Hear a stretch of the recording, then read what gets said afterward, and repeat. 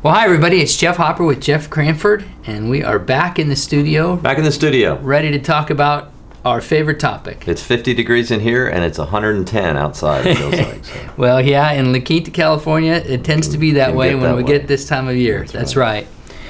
Jeffrey, behind me is a set of golf clubs, and I cannot tell from this picture whether they are real or whether they are fake.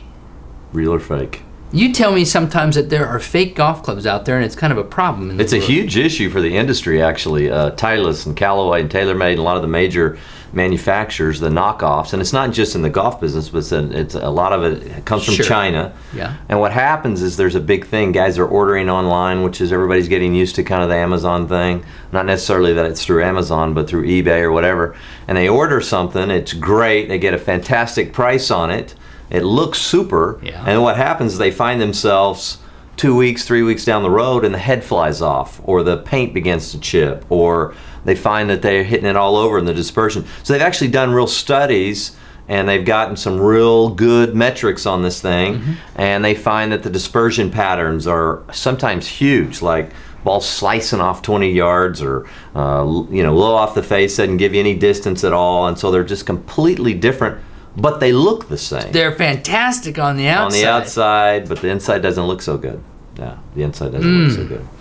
I'm reminded that Jesus had one of his many confrontations with the religious leaders of his time, and he called them whitewashed sepulchers. Yeah. That is, good-looking houses of dead bones. Yeah.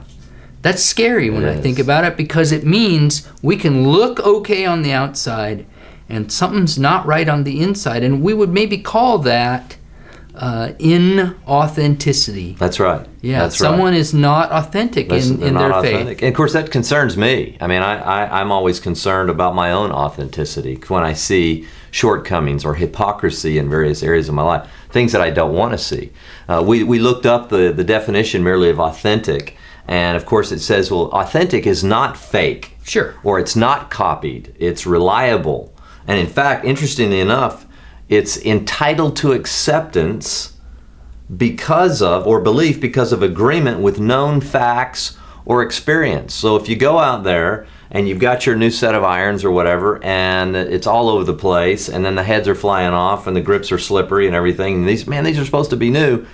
You may have bought into something that's not authentic, that doesn't measure up. The experience that you have with them doesn't even measure up to your old clubs that are 4 years old.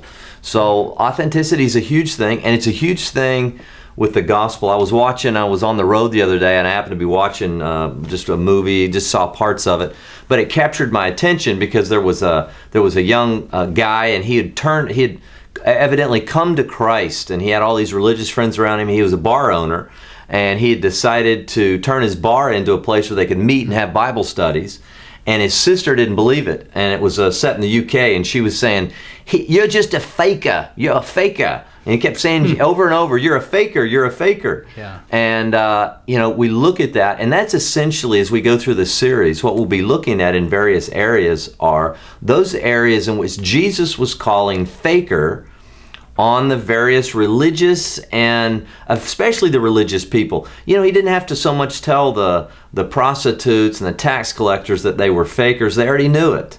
It was those that were religious on the outside, that looked good on the outside, but on the inside, the dispersion pattern was all over the place.